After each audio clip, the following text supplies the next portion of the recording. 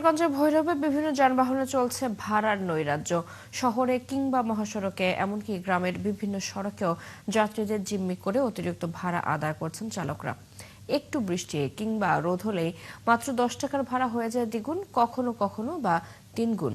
অতিরিক্ত ভাড়া আদায় বন্ধে প্রশাসনের হস্তক্ষেপ চেয়েছেন যাত্রীরা। আলামিন টিটুর তথ্য ও ছবিতে প্রতিবেদন। ব্যবসা বাণিজ্যের কেন্দ্র কিশোরগঞ্জের ভৈরব, যে কারণ এই শহরে প্রতিদিন হাজার হাজার যাত্রী বিভিন্ন গন্তব্যে যাতায়াত করেন। এই সুবাদে দীর্ঘদিন ধরে ভৈরব শহরে এবং ভৈরব কিশোরগঞ্জ আঞ্চলিক মহাসড়কে যানবাহন চালকরা যাত্রীদের কাছ থেকে নানা অজুহাতে 2 থেকে 3 গুণ ভাড়া আদায় করছে।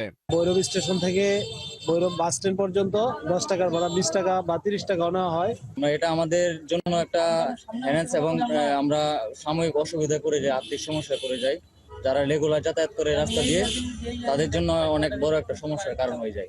পৌরসভার পক্ষ থেকে বিভিন্ন সড়কের মোড়ে এবং বাসস্ট্যান্ডে ভাড়া আদায়ের তালিকা টানানো হলেও মানছে না কেউ। সুযোগ পেলেই ছিঁড়ে ফেলছে ভাড়ার তালিকা।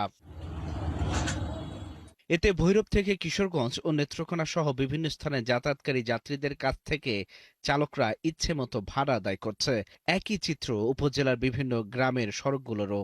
এত লোকের যে প্রেশারি করতেছে, মানুষ তো একটা বাজেট নিয়ে বাইর হয় যে আমি অমুকখানে যাবো, এত টাকা আমার খরচ, সেখানে দেখা যাচ্ছে ডাবল খরচ। এখন ভাড়া 80 টাকা, 70-80 টাকা বাড়া আছে। মানে আমরা পেশেন্টার বিহত হলে আমরা যাইতেও কেন বাড়াইছি এটা তার আমরা বলতে পারবো না। এদিকে চালকরা বলছেন গাড়ির যন্ত্রাংশ ও দ্রব্যমূল্যের দাম বেড়েছে, তাই বাধ্য হয়ে সামান্য ভাড়া বাড়িয়ে নিতে হচ্ছে। আমরা 10টার ভাড়া গাড়ি 20টা লই, আর ভাই তুমি এটা দেন না। আমরা দিদি যে তোর মাত আছে, ওই কারেন্ট বিল বাড়াইছে আবার 40 পয়সা, 40 পয়সা ইউনিটও বাড়াইছে। আমরা তো ফেড আছে, একটা নাটের দাম আছে 5 টাকা, অনেকে 15 টাকা, তাহলে আমরা কি নিয়ে বাঁচবো? ভাড়া তো কিছু পারবো। যাত্রীদের জিম্মি করে অতিরিক্ত ভাড়া আদায় বন্ধে অভিযান পরিচালনা করা হবে বলে জানান উপজেলা নির্বাহী কর্মকর্তা। এভাবে যদি যাত্রীদেরকে ক্রমাগত জিম্মি করা হয় এবং ভাড়া বেশি নেওয়া হয়, খুব শক্ত ধরনের জরিমানা, প্রয়োজনে জেলও কিন্তু দেওয়া হবে। এবং এই বাড়তি ভাড়া নেওয়ার যে প্রবণতা, এটাকে অবশ্যই থামাতে হবে এবং ন্যায্য যে ভাড়া, সেই ভাড়াতে যাত্রীদেরকে পরিবহন করতে হবে।